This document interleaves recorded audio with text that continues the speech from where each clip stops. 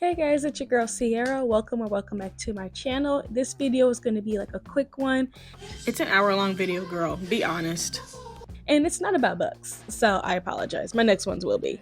But I just want to briefly talk about one of my favorite shows, and I think you should check it out too as well. And that show is Baby Daddy. It is a 2012 sitcom that aired on ABC Family all the way up until 2017 that followed a character named Ben Wheeler, played by Jean-Luc Bilodeau. If you don't know him, look him up. He's really cool, and he's also really cute. And he is living with his best friend Tucker Dobbs, which is played by Taj Mowry, and his brother Danny Wheeler, played by Derek Teller. I don't know why that took me so long to figure out. But yeah, they're living in New York. They're living their lives as 20-somethings, Ben's a bartender. Tucker works in TV, so he works on the set of a talk show. And then Danny Wheeler is now a hockey player with the New York Rangers. But the thing is, their life kind of comes to a halt when Ben Wheeler discovers a baby on their doorstep. Come to find out, it is from one of his one-night stands named Angela, and she leaves Emma, the baby, on the doorstep, saying like she can't do this, she can't raise her, so she wants Ben to give up his parental rights so she can put up Emma for adoption. But then the first season, well, really in the first 2 episodes or so, Ben is like, oh my god, what is this? What is happening right now?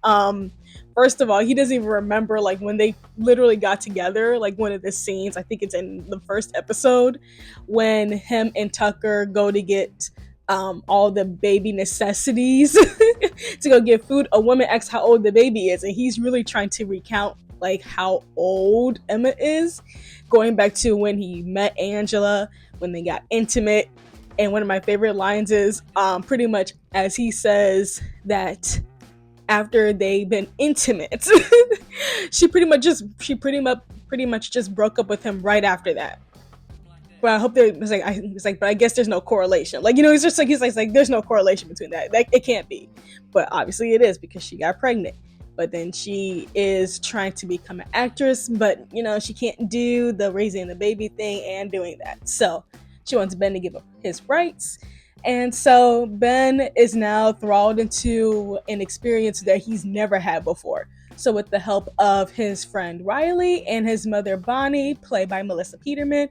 Riley is played by Chelsea Kane. If you don't know her face, it might look very, very familiar because she actually was in the show Jonas as Joe Jonas's girlfriend. Her last name was Staub, but she changed her last name. But yeah.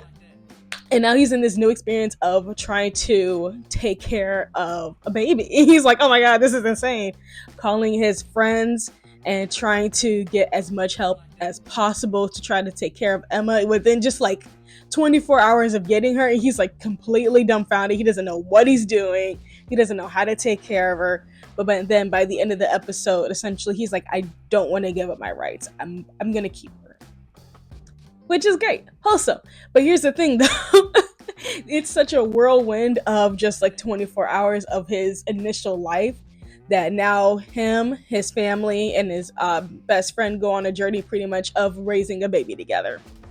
And the whole point of this show, really, what I'm really trying to discuss is the aspects of self-awareness and authenticity.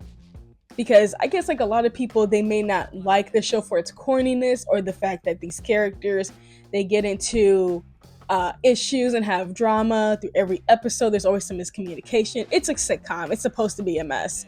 But I feel like within that mess, there is such a true understanding of self-awareness and authenticity that you don't really see in a lot of TV shows. Especially for me, like I struggle with finding like a good show that I can like latch onto and actually connect with the characters and care for them. But this show has succeeded time and time again. I still watch it to this day. It's over on Hulu if you want to watch it and just like binge watch it. That's what I do, and it's just so good. So I'm just gonna start talking about a little bit of the self-awareness of the characters, really. So I'm not gonna really go in any particular order, but just really give like a little bit of rundown of each character and their experience that I saw with like self-awareness and authenticity really throughout the story. So starting off with Ben Wheeler, he is a playboy. He's a bartender. He gets a lot of ladies. He is very self-aware and knowing that he doesn't keep them. Like he knows that okay, this is like a one and done type of situation, or like the girls will break up with him. He's like completely fine with that. That's actually a line that he says. I think it's in season 2, when he is talking to one. No, not season 2. I think it's like season 3 or 4 when he's talking to another character that you'll meet later on in the show.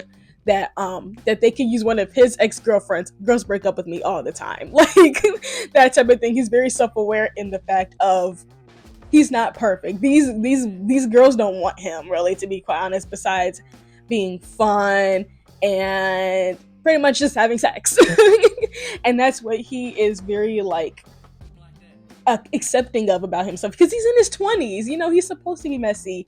He's not going to get with the right girls or not be the right guy for the girls. Like that's the whole point of being in your 20s. Being in your 20s is supposed to be messy. You're supposed to be irresponsible at some point. Like no one should actually trust you with anything really in your 20s, because literally, first of all, your brain still isn't fully developed, especially if you're in your early 20s. So you're allowed to make mistakes. You're allowed to be dumb because that's the whole point of being in your 20s.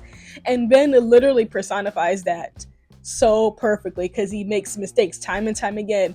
But over the course of this show, to me, he learns a little bit along the way. Like still, he always like does like the most stupidest things and makes terrible decisions. But that's the whole part of growing up. You're supposed to make terrible decisions, but he does try his best along the way and becomes a little bit more mature with each season. Like no one's perfect. But within the first season of him deciding to take Emma and be a father, that's already a huge aspect of him exhibiting maturity, because like he didn't have to. He could have been living his life in New York with his friend and his brother, just doing the absolute most, being a bartender, but he was like, nah, I'm gonna be a parent. Don't worry, Angela, I got her. That's essentially what he decided on. And even though at the beginning his mom was against it, because she was like, nope, nope, you're not doing this. You cannot raise a child. You're too immature. It's like you bartend. You literally, I still buy your jeans. Like that's the point Bonnie makes. Just like, I still buy your pants. You live in an apartment with a giant and a dwarf. Like they always constantly bring that up. And just the fact that he was able to take that on already shows one level of maturity where he's just like, you know what, I'm gonna do the best that I can, because raising a child is not easy. And now they actually have a village to raise Emma. Everyone contributes in some way. Everyone learns different lessons and everyone matures in a different way. Not all the time, but they start to grow and understand themselves as people, but also connect with each other too. And things kind of like take a turn for everything like that. So I would say in the second season, Ben is still very immature, but he's learning along the way of what it takes to be a parent. Like he actually takes Emma to her first doctor's appointment. He actually gets a health scare where he hasn't been to the doctor in so long, and his doctor is like, we found something on your boys, and he's like, what? You're like, he's completely just thrown into a world of like now he has to be responsible and actually have these things in mind, things that he's never had before. He actually has to like go to the doctor now, like more frequently, instead of just going whenever he's supposed to, which is like, I don't even know when how often you're supposed to go to the doctor. I wouldn't know, but he is very behind when it comes to getting checkups and just keeping himself healthy. He's very behind in that. He doesn't have any, STDs or anything like that, but just in terms of like health as a healthy body, he hasn't been keeping up with that. So the fact that he gets this health scare, he's like, okay, now I gotta think about her future. Like it's not just me. Like I have to think about my daughter now. So he decides to actually, keep that in mind with getting starting a savings account for her. It's a terrible way that he started out with having a savings account, because he really didn't have a savings account for Emma. He put tips in the pool table in one of the parts, and that's why he's like, that's Emma's college fund, essentially. Like it's a terrible way to start, but at least the thought is there when it comes to taking care of his daughter and at least having the intention behind it. Because a lot of men in their 20s, they don't have that intention, especially for a man who literally was like, I'll take care of this child, don't worry, Angela, I got it. Like, that's already like wild and mind-boggling in that sense. But also just like the fact that he was considering who is going to be Emma's godparents in case if anything does happen to him. So that's another huge part that he thinks about when it comes to Emma's future. So he ends up trying to figure out who is going to be the godparents, and so he really just relies on his brother, and he relies on Danny and Tucker to be the godparents for Emma. I think it was all three of them actually. I think it was Tucker, Danny, and Riley. So 2 godfathers and a godmother. That was I think that was like in season 3, season 4. But still, the fact that he was actually continuously making decisions and putting thought into his daughter and his education and his health, and in her education and his health, and really trying to cultivate a life for them as Emma grew, and for him to pretty much grow with her. Essentially, that's really what the whole aspect of it was, up until the last season. I think it was like season 6. Yeah, they had 6 seasons. In season 6, where everyone finally goes off to do their thing, he is very set on, like, at first everyone wanted to like stay to help him, but he's like, no, you guys got to do what you got to do. We got this. So I feel like that was like a huge aspect of maturity for Ben, and a huge moment of self-awareness of like, I can't rely on everybody all the time, but I also need to know to rely on myself, and also to take care of my daughter in the way that I know how, and how to best support her, that type of thing. I don't know why I'm tearing up.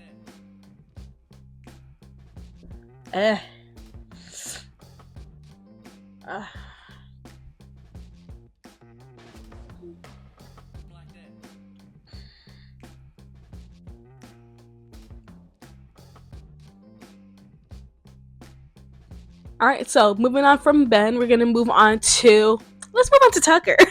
So Tucker is played by Taj Mowry, which is T and Tamir's brother, and he is a very eccentric character. I would say he actually went to law school prior to the show starting, so he dropped out of law school and is now working on a talk show, and that's his whole dream, is to work in TV. And the reason why he even started to work in TV was because of Ben. Oh, Jesus Christ. The learning lesson that they've all learned from the very beginning is to never listen to Ben, but in a way, listening to Ben was actually the best decision that he could have made, because now he's living in New York, he's working on a talk show, and living his life, really. And so Tucker is just like Ben, he's a ladies' man. He's just into any women that he finds attractive. Like, both of them, they have like no type of preference. The only thing that they like is that it's a woman. Like, that's literally it. Nothing about them scream any like specific like hairstyle, skin tone, nothing like that. It's just like, you're a woman, you're fine, let's go out, let's kick it real quick. And that's extremely who Tucker is. And within his career, he's trying to find himself and gain a lot of confidence too as well. That's like a huge part of it. So playing into like the self-awareness and the authenticity of Tucker, he messes up continuously, just like the other characters. Like, he's completely human, he makes mistakes, but he is authentic to himself in what he knows to be true about him. Like, he's a very confident man. Like, don't get that wrong, he's very confident. He's learning how to be confident within the workspace. So like, he works on the talk show, he is trying to connect with these high-powered people. The actual host on the show, called Mary Hart Show, that he was auditioning for a little bit later, but he's worked in television, so he's like really trying to build himself up professionally and become more comfortable and confident in himself in that aspect, because it's New York. I mean, it's already such a big city with a lot of people and a lot of influence, and the only way to really connect with the influence is to literally like put your foot in the door, like kick down the door. Really, sometimes too, you got to really like put yourself out there. And that's what I think that Tucker struggled with at the beginning, was really trying to get his name out there. and going into more so of like the authenticity of him and his self-awareness as a character who wants to do more and wants to have a more of a he's already successful but have more of a influence within television. So he really just he does a lot of stupid antics to get to where he is in season 6, but along the way, like you can tell that he is slowly learning how TV works and learning what makes a story and how to really pull in how to really like pull information and make it in a way that sounds intriguing to other people. So like there's a part of the story where Danny, he was supposed to be gone. He was supposed to be in Paris, but he actually was still in New York. And with that story, Tucker was able to like get the information and trying to make it into a way where it's like, oh my god, somebody's like robbing someone else. It's like, oh, who's this guy? And he finds out that it's actually Danny, but he's trying to spin it in a way that makes it good for TV. I think there's another part too where they have like a costume contest on the Mary Hart show, and just him really trying to tailor the entire segment to something that's interesting and that will pull views. There's a part where Mary's looking for a co-host and he's trying to push himself to be a co-host, so he's trying to audition for it.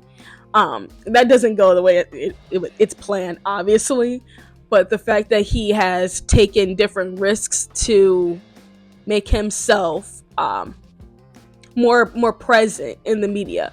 There's another episode, I think it's season 4. I think it's season 4. I feel like it's season 4 or season 5, where Emma is in a beauty pageant. It's like a Toddlers and Tiaras episode. That's really what it is.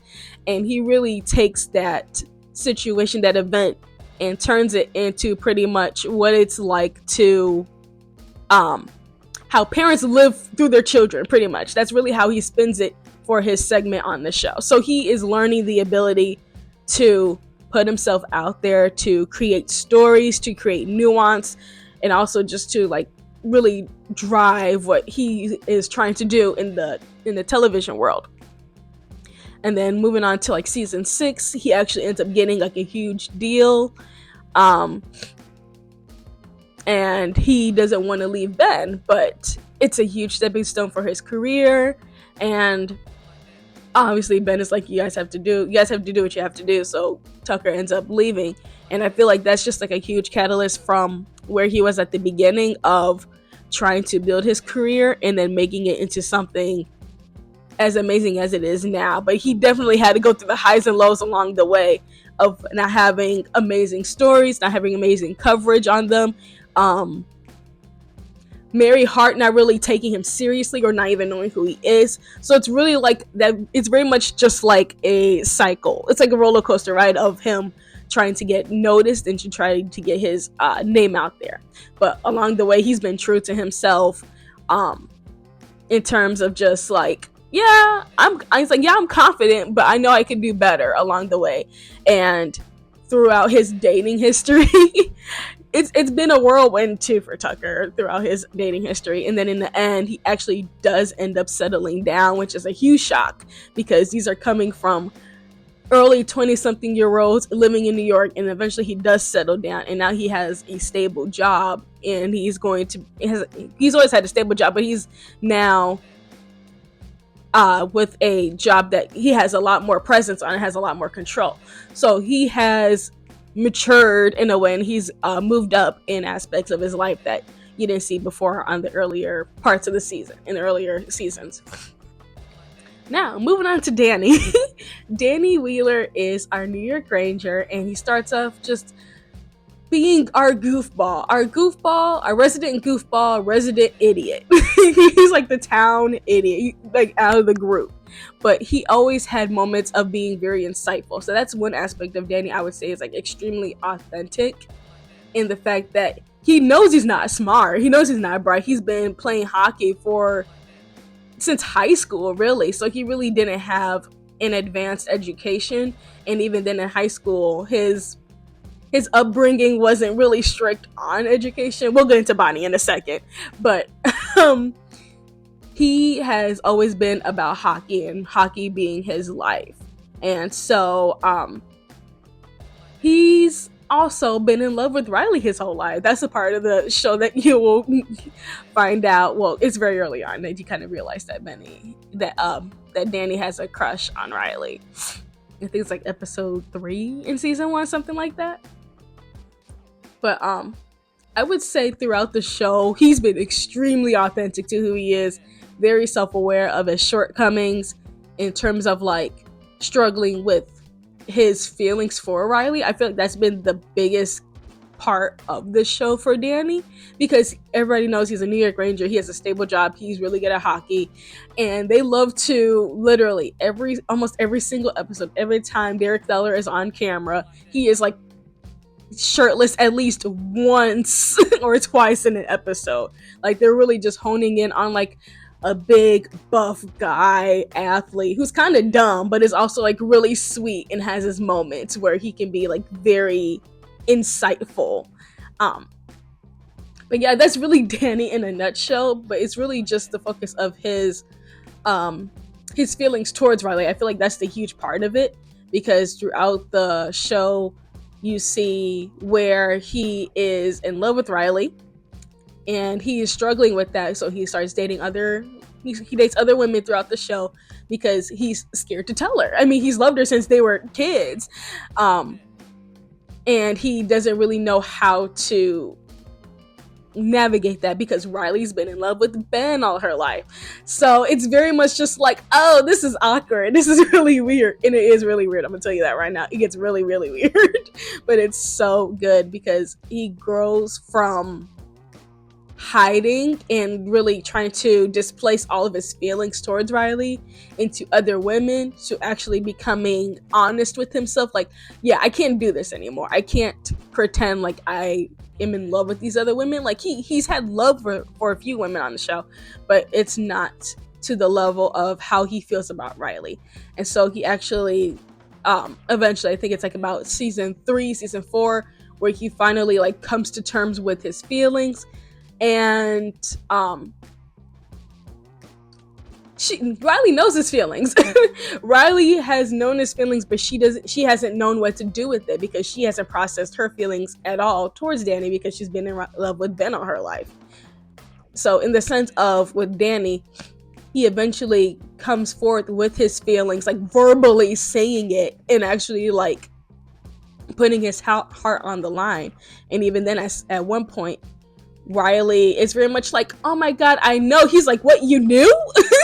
So you let me waste all this time going crazy in my head and messing with my relationships the entire time when you knew I had feelings for you. So immediately, like, he is taken aback. It's not like easily like, oh my god, you have feelings for me too, oh my god, let's get together. It's not that easy because he feels betrayed that the girl that he had been in love with knew that he had feelings for her and did nothing about it. She continued to do what Riley did, which is string other men into situations, but not really discovering her feelings for Danny. Like, we're not really deciphering them and trying to figure them out. So that was like really heart-wrenching at that part, because it's during when he is playing hockey when this moment happens. Oh, it was rough because Danny was pissed. I would be pissed too. Like, you mean to tell me that you known this entire time that I had feelings for you and you didn't do nothing about it? Like, the entire time, it wasn't the fact that like Danny knew that she knew. He did not know that she knew that he had feelings for her. Like, at least the honest thing you can do is be like, hey, I heard the voicemail, let's talk. Like, nothing of that. Like, Riley did nothing like that. So immediately he's like, you know what, I'm done. I don't have time for this. I'm over it. Like, I'm gonna at least try to get over it because you literally just took my trust and my feelings and you said fuck them. So Danny ends up going out with another woman and tries his best to not live a new life. Essentially, he wouldn't live a new life because he was trying to go to Paris, but tried to get away from Riley as much as possible because it's like that's someone that he has been in love with for so long and he felt so hurt. He's like, you know what, I need to go, which I feel like which is very mature and very responsible of him, You said, you know what? If I can't have you, and if you clearly don't reciprocate, and you clearly don't care about my feelings because you couldn't even talk to me about this, I'm gonna go. I'm just gonna eliminate myself from this situation and from this space and try to live as happy as I can be. If it's with somebody else or just somewhere else, just far away from you. I feel like that was like the best decision he made for himself at the time, because that's jarring. And that would piss me the fuck off. And if I had to see you every day too, on top of that, that would piss me off even more. Because then not only do you know I have feelings for you, you've continuously thrown men in my face. And then I'm going to be over analyzing each relationship you had. Like, okay, did she know then when she was with him?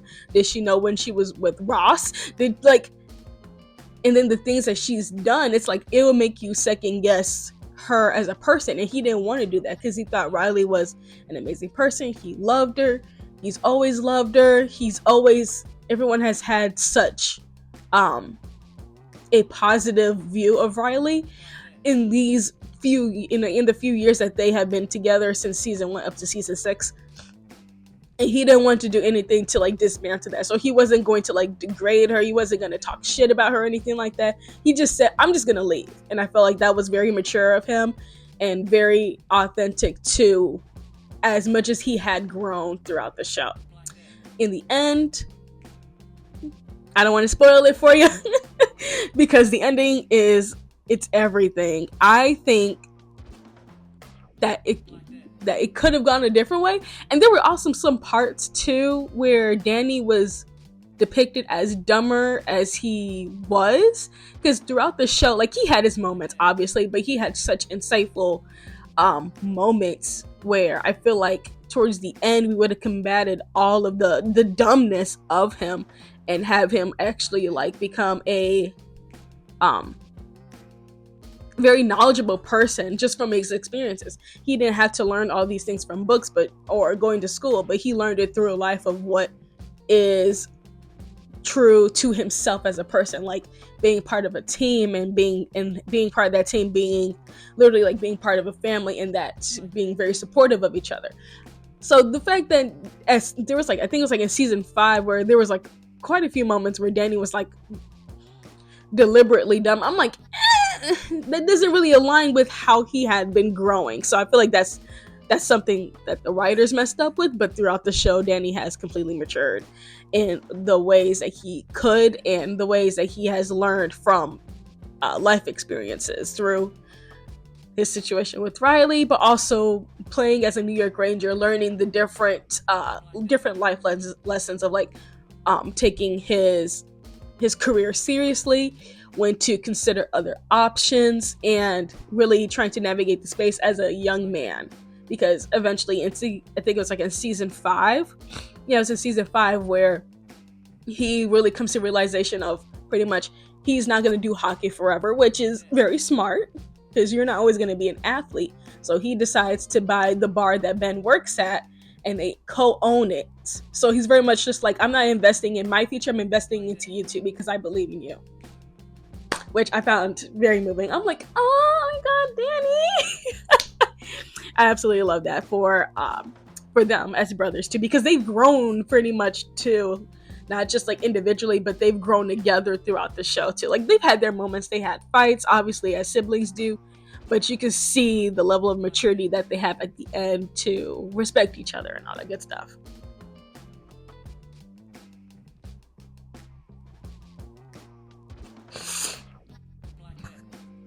All right, moving on to Riley. So Riley Perrin. Riley Perrin is a loaded character. I will say that Riley is a very, very interesting character. And I will say a lot of her struggles with herself started before the show even started. So back when she was a kid, I feel like that's really where a lot of Riley's characteristics from then kind of like carried over into her adult life, and she's never really grown from it. So it very much I feel like her journey is a little bit slower than the other characters in a way, but at the same time it's on par with who she was as when she was younger. So let's start off from the very beginning of Riley Perrin, because we know Ben Ben and Danny, they were pretty much like the typical high school and children pretty much, where Ben was the troublemaker, just an asshole, getting with girls, sleeping with them, but also like the class clown in a way too. He's like very much like the doof, the guy that you would hang around with and kick it with, but you never took seriously. That was Ben in high school. Danny was an athlete. I think at the time he probably did football. I think because he had like a Letterman jacket, so I think he did football before he did hockey. I think, or did he do hockey the entire time? I can't remember. I think he did hockey the entire time. Anyway, he was an athlete. He was an athlete. He was like the typical athlete, the dumb jock with a heart of gold type of thing. That was Danny. And for Riley, she was the overweight fat girl that used to sit on Ben's head, which is a direct line from the show, who also had a crush on Ben. But her best friend was Danny. So you can see kind of why Danny got feelings for Riley, because they were literally like best friends. They were like this. Like even through high school, and you know how high school is. Like you drop your friends because you want to be popular or whatever. But Danny never did that because that's his day one. So he's like, I ain't ditching her for nobody. Y'all can move on with that. Riley, going back to Riley. So Riley was overweight. She didn't really have any friends. She was kind of like that Sierra Burgess from the movie Sierra Burgess is a Loser. She was very much like her at the beginning, I would say. Very much like some type of weird superiority complex where it's just like, yeah, I'm better than you, but at the same time, oh my god, I'm a loser. Like it was giving very much that, I would say, when she was in high school, because especially as we see Riley interact with another character, God, what was her name? Oh my god, I forgot her name.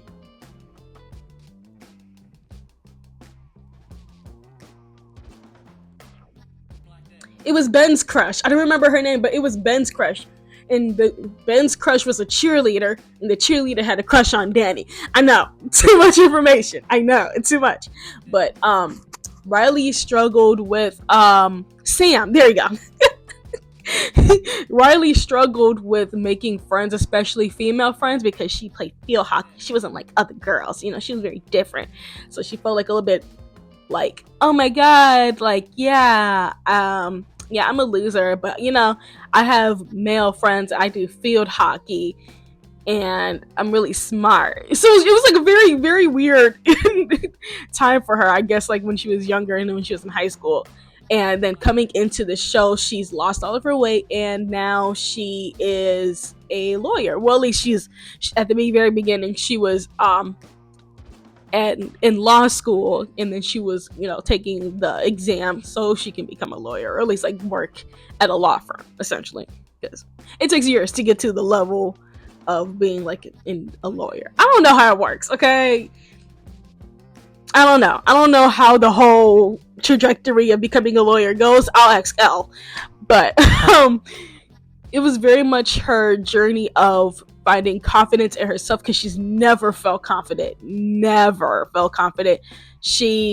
think she was very much still that kid in her heart who didn't know how to process her emotions, didn't know how to communicate,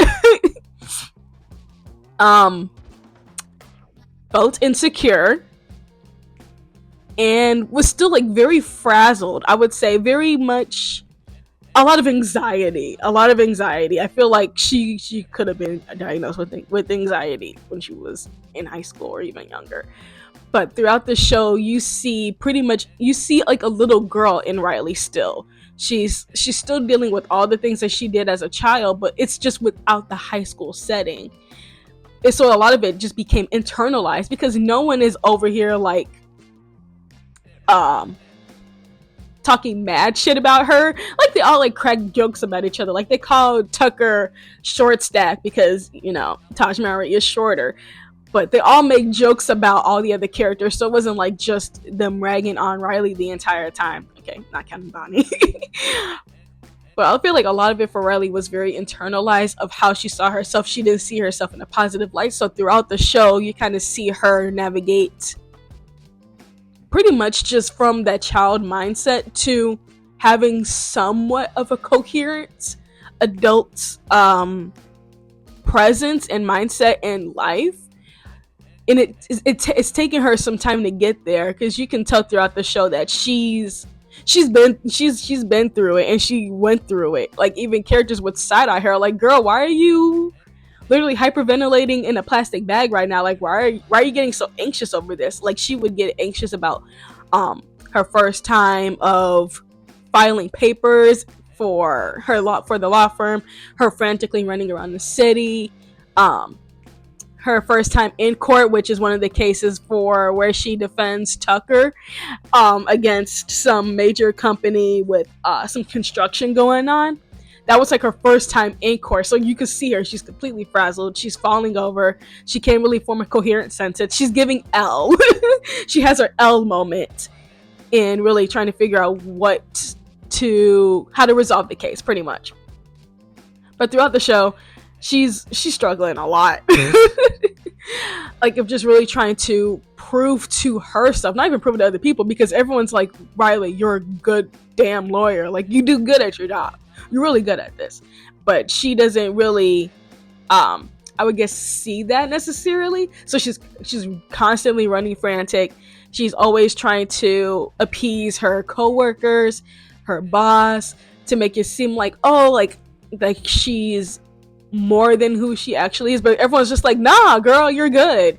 And she gets that, I guess, like, she gets that confirmation not as often throughout the show, but whenever she does, she finally like stops and realizes, I'm actually really fucking good at my job.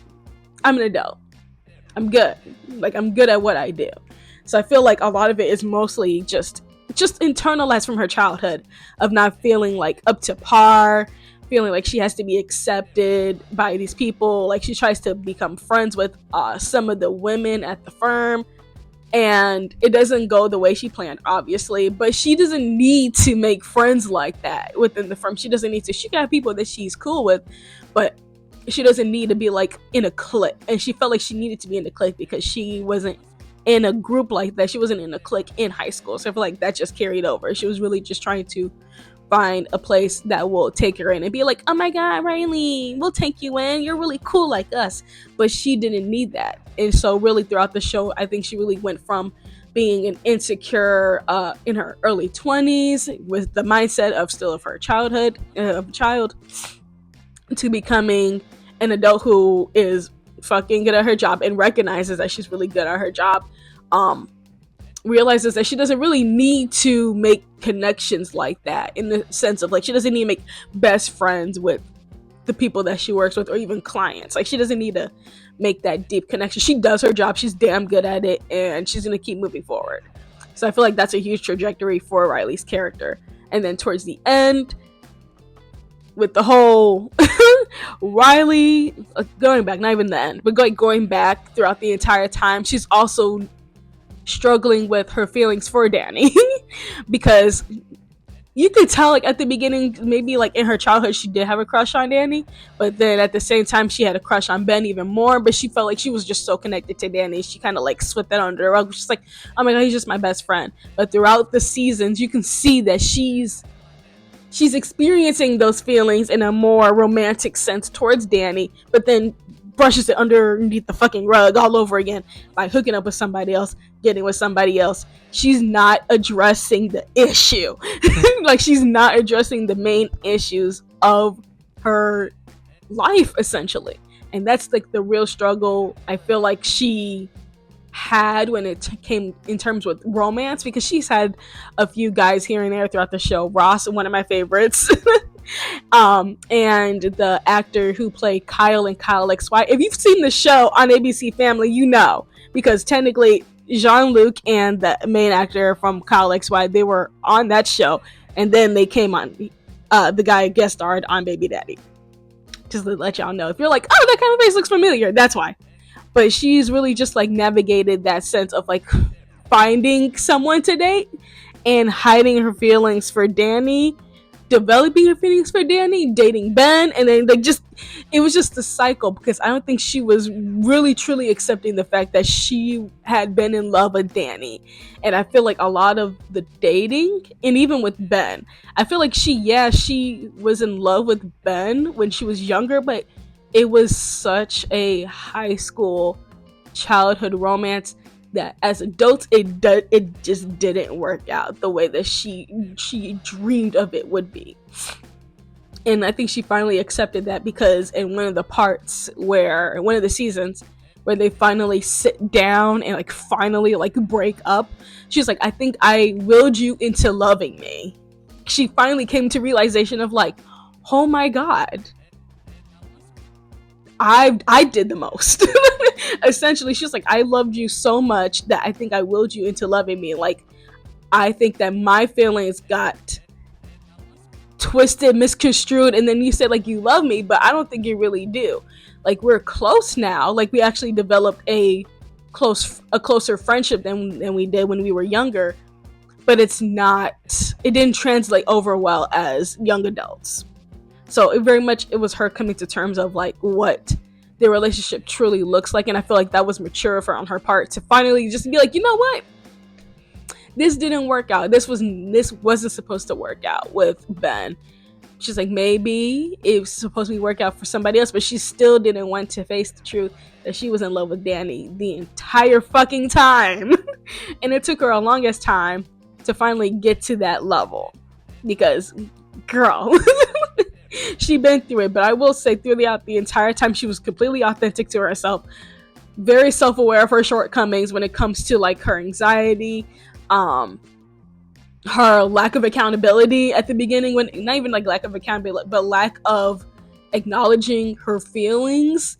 And it took literally like almost every other relationship for her to actually like take a moment and actually process what is happening instead of being so reactive. She was a very reactive character, so I feel like I would have loved to seen her come to terms with that a little bit earlier. But you could tell that she's just a very reactive character, and she did struggle a lot. So a lot of it was still from her childhood.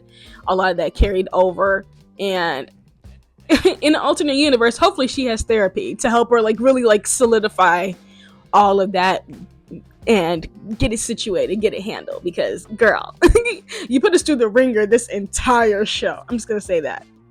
And then the last character I'm gonna talk about is Bonnie Wheeler, played by Melissa Peterman herself. So fucking funny. If you are familiar with the show Reba with Reba McEntire, Melissa Peterman was in it. She played the best friend, right? So, amazing actress. Melissa Peterman is so funny. But let's go into actually Bonnie Wheeler as a character. So Bonnie had Danny when she was in high school. She was 17, I believe. I think she was like 17 when she had Danny. And then she had Ben a year later. So about like 18, 19. Like roughly around those ages. So she didn't graduate from high school. And throughout that time of her being married to their father, they got divorced at some point. They don't really specify like when they got divorced, but they got divorced because turns out their dad's gay. I didn't out him. He outed himself. You just gotta watch the show.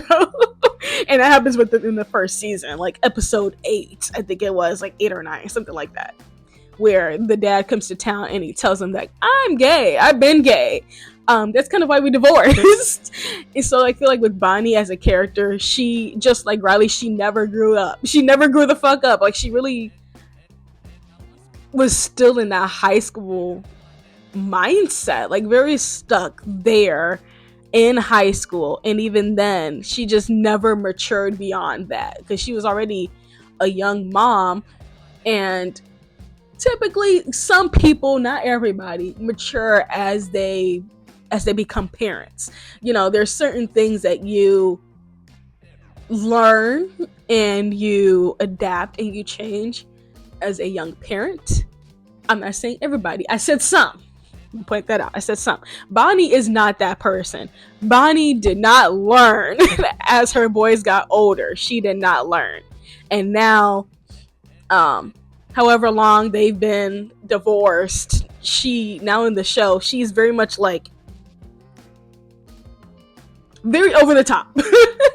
I love Bonnie as a character. She's very over the top. She is really trying to, I think she's really trying to figure out her life as a I think she's like in her 40s at this point. Yeah, like in her 40s, because if she had the boys when she's about 18 or 19 and they're like in their early 20s. So yeah, she's like in her 40s, like reaching her 50s. So around a midlife crisis. I'm not saying exactly a midlife crisis, but around that time of her life.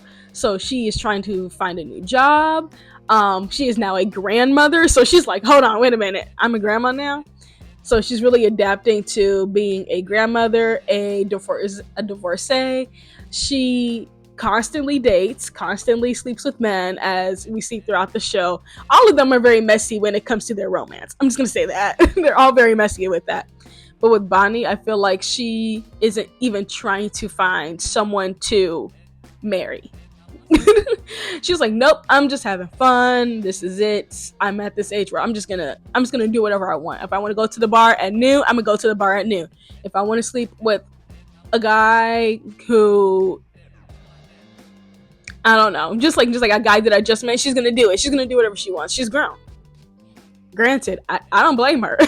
At that age, if you like, my kids are grown, I don't have nothing to do. I'm just gonna do what the hell I want. I'm divorced. I don't care. I don't blame Bonnie at all. But she is trying to find a stable job, and she struggles with that throughout the show. Really, she doesn't really have like a stable job. She does try real estate. She's not her best at it. But I will say though, the fact that she is like taking this time period throughout the show to really just like discover herself, because I don't think she ever really discovered herself when she was, when she was younger, when she was a mom, like in her late teens, early 20s. She didn't really learn about herself. She was just a parent. Like, she was just a parent, and she was just in the mindset of a messy teenager. Like, she didn't really have that time to grow and explore. So throughout the show, she is exploring her options in more ways than one. And I feel like throughout the show, she's very authentic and very self-aware of who she is and what she brings to the table. Because now with Ben having Emma, she's really stepped into that grandmother role. So she's very much like at the very beginning, she was very overbearing, very much so just overbearing and overstepping boundaries. Pretty much that's exactly what she does. But I mean, what grandmother wouldn't, especially at first when she was like, nope, Ben can't take care of a baby, but once he decides I want to keep Emma and raise her, she's like, okay, cool, now we all need to do all of these things to raise her. Like, we need to make sure that she has like the proper just make sure she has everything, make sure she has clothes, shoes, she's fed, someone's always there to take care of her. She needs to be in daycare. That's something that she does bring up at one point in the show, where she's like, Ben, I want to get back to work. Like, at least I want to try to find work and everything like that, or go back to school, whatever she was doing at the time. And that Ben needed to put Emma in daycare. And she was like, I've told you this for months now. You're just not listening. And that's like part of Ben's journey too as well, because his mom is also trying to help him navigate that path of being a father. So she's trying to like help him along the way, because she's like, I've done this before. I wasn't perfect at it. No one's gonna ever be perfect at it, but I want to help you as much as I can to lead you down a positive road where you can be a good parent, essentially. So she is really she's a very hands-on grandmother. She really loves Emma. She takes care of her a good portion of the show. Everyone does. Like, everyone picks Emma up. They take her out to activities, even though they're not like the most, child appropriate activities. But they do take care of her. I will say, for this ragtag team family dynamic, they do take care of Emma. They do their fucking best. Like, when Bonnie goes to a cafe, she sees like a cute guy she's been eyeing for a while, and he's a grandparent as well. So she has Emma there with her, and she tells Emma, it was just like, remember, I get the one that's potty trained. So it's kind of just like her going on dates, but just also spending time with Emma and just being the single fun Bonnie, you know. And throughout the show, she really just she goes through some she just goes through some situations. It's really quite funny actually, of helping Ben mature along the way to help with the stepping stones, because she didn't have that growing up. And there's actually an episode where her mother comes into town, and you get the real side of Bonnie. Like, you get all of the depths of Bonnie, and I wish we would have had more of that throughout the rest of the show. But I think it was season 4 when this episode was out. When this episode happened, I think it was season 4, where her mom comes to town. And the thing is, within this episode, it's a really good episode. I highly recommend it. Because Ben and Danny always idolize their grandma, who is just as over the top as Bonnie is, even more so, because this woman is in her 70s, hooking up with a guy named Hank. She's blowing money out of like that little machine. She thinks she's a cool young grandma, very hip. So you could tell where Bonnie got it from. And the thing is, though, when Bonnie got pregnant, her mom kicked her out of the house. So she lived with Ray's family, her ex-husband, while raising her 2 kids. So you can tell right away like why Bonnie is the way that she is. And then when she confronts her mother about pretty much lying and saying like, oh my god, I'm so happy about, my grandsons, and I'm a great grandma, oh my god. And she's like trying to like, she's pretending, and Bonnie sees right through it. She's like, you didn't want this family. You didn't want me. You didn't want Ben. You told me I was stupid for having Danny, and then I was stupid again for having Ben, and you're saying that I have a dumb family. And now that Ben has a daughter, now you want to pretend like you've been cool all this time. Hello, when that moment when Bonnie snapped off on her, I was like, yes! Queen, get her. Because that was such a huge moment and a catalyst for why Bonnie is the way that she is. Like, yeah, she's overbearing. She can be very overprotective. She can be very annoying. But you can see kind of why and how she has adapted to being a parent in the way that she has learned on her own how to be a parent. Because her mom wasn't a parent to her, really, to be quite honest. So she's kind of like navigated being a parent in the way that she had to learn on her own. Because unlike Riley's mom, which is a whole nother separate story, I'm not going to dive into that part.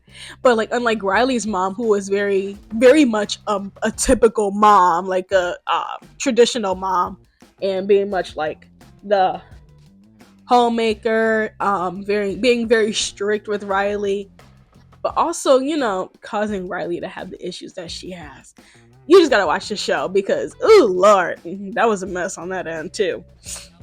But Bonnie did the way that she could to be a parent, even if it meant being the complete opposite of the typical parent. So you can see how Bonnie is the way she is and why she is the way she is in terms of that. I wish we saw more of that throughout the show, of her just reiterating of the fact of like how she parents, or at least how she approaches her children the way that she does.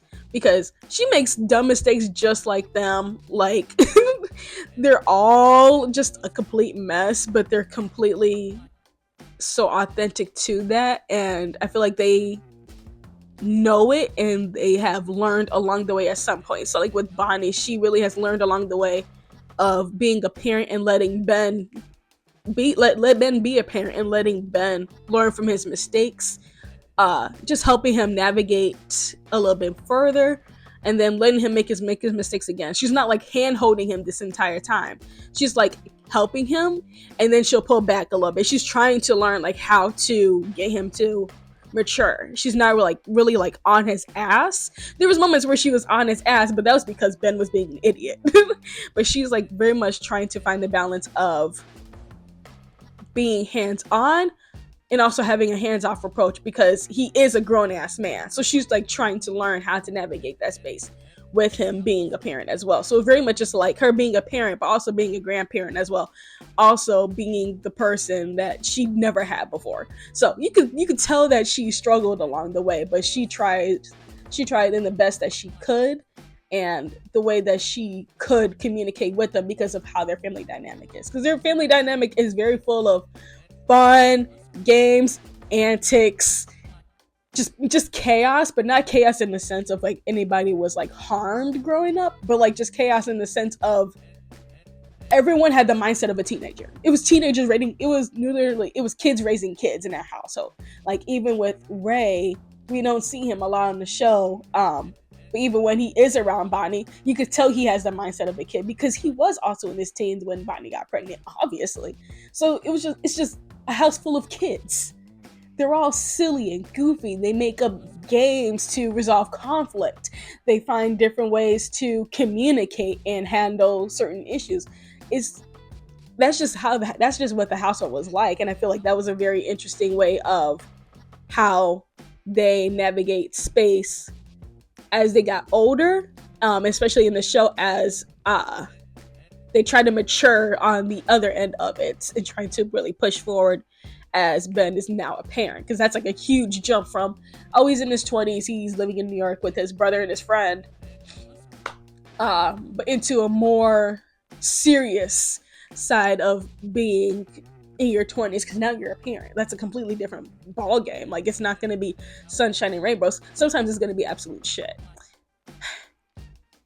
But over time, Bonnie does find someone and they get married. She still has her moments because I feel like she still didn't know how to navigate life as a married woman again, but also still wanting to feel young and be young without losing that spark of herself in Brad, but also just in a committed relationship like that again, because she didn't know how to really. I feel like she didn't know how to really navigate that transition because she was with Ray Wheeler since she was like 16, 17, married for a while, divorced. That was a completely different like moment in her life. However long they had been divorced, it could have been like 10 years, it could have been 2 years since they got divorced or whatever. We don't know, but eventually along the way she has navigated into a more calmer side and a more committed aspect of her, and knowing that she is capable of having a committed monogamous relationship and still being able to be herself and live the life that she wants without losing all of that. But yeah. Oh, this is gonna be a long ass video. But yeah, I feel like just all the characters, all in all, they have all like really changed throughout the show. It's not a huge drastic change because that's unrealistic. We're human. We make mistakes along the way. We learn things along the way, but then at the same time, we still make the same dumb mistakes because nothing about being human is linear. Like, it's just a hot mess when it comes to growing up. Like, you make the same dumb mistakes, or you learn and then you make the mistake later. You're like, why the fuck did I do that? Like, you're like, I know better. But that's like the entire show. Like, it's not to say that that any of them are perfect. None of them are perfect, but they all live with they all recognize that they're not perfect. They're learning along the way. They still make mistakes, but there is still a level of maturity and a positive journey for each and every character. And throughout all of it, Emma's gonna have an interesting life. I would have loved to see a spin-off of this show with Emma as she was like, I would say maybe in her preteens, teens age. I feel like that'd be so funny to see. Because I know the babies that were hired for the show, I know they're older now, but they don't have to use the same actresses because they're babies. You can just get a white girl to play Emma. You'll be fine. You'll be straight. Because even like in one of the episodes, they do hire another actress to play the teenager version of Emma. Could hire her.